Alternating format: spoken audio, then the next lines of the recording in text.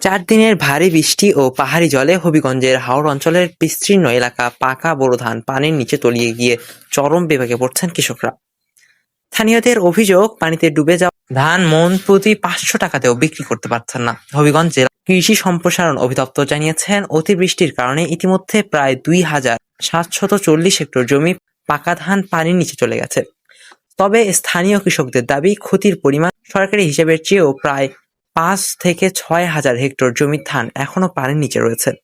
হঠাৎ এই পানির মাঠ ভরা সোনালী ধানের বেশিরভাগ ঘরে তোলার আগেই নষ্ট হয়ে যাচ্ছে। কয়েকদিন পরেই ধান কাটার কথা ছিল, কিন্তু তার আগেই পানি বাড়তে শুরু করায় কৃষকদের মধ্যে চরম উদ্বেগ ও অনিশ্চয়তা তৈরি হয়েছে। আব্দুল লাল জাকারিয়া, ডেস্ক নিউজ, চেকপোস্ট।